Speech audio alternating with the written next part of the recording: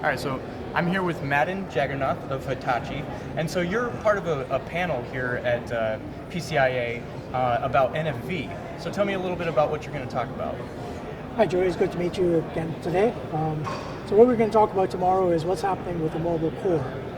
The panel is tomorrow afternoon at 3:45. Hope folks will join that. It's really about looking at how operators can deal with all of the traffic that's coming in the future and deploy networks more efficiently, simpler networks, more flexible networks. Because what we heard this morning in the keynote, a whole bunch more data is coming, right? Two different speakers this morning talked about the insatiable demand for data. And how you deal with that, what you do with the core is very important to do with that. And so how is Hitachi helping deal with the data demands, and you guys are also big in the NFV space, so tell me a little bit about that. So what Hitachi has done is in the Evolve Packet Core space, has completely virtualized the Evolve Packet Core so that it's simpler to deploy. It deploys now on very small servers, the 2U rack servers for very small deployments, as well as the big blade servers for bigger deployments.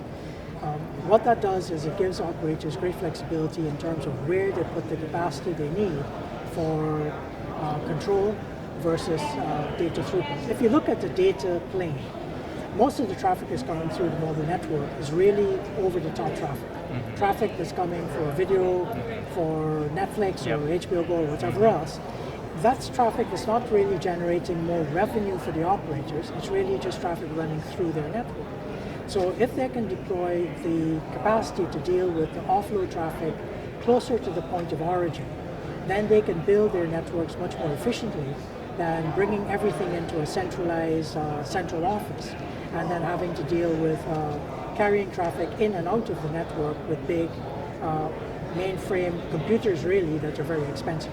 So just the ability to optimize the way they deploy their networks will save them a lot of money.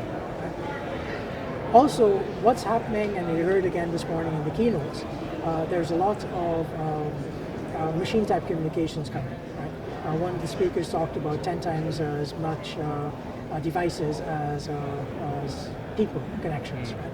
So you look at that and you say, how do you use that data to generate new services for consumers? Operators can reduce the cost of their network, but that will not generate any more revenue for them.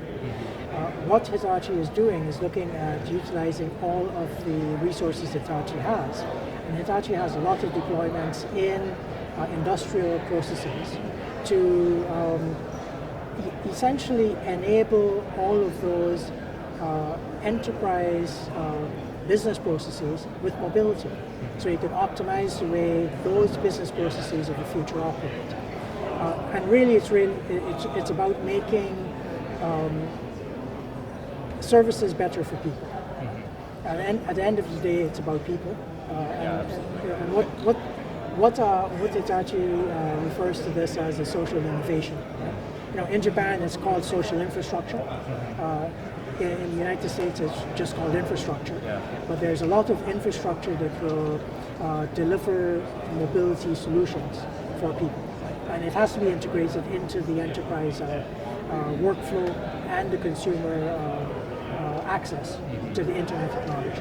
So that's the place that we're looking at it. It's not just about making the network just more efficient. It's about making the network more efficient so that everything works better for the connected future.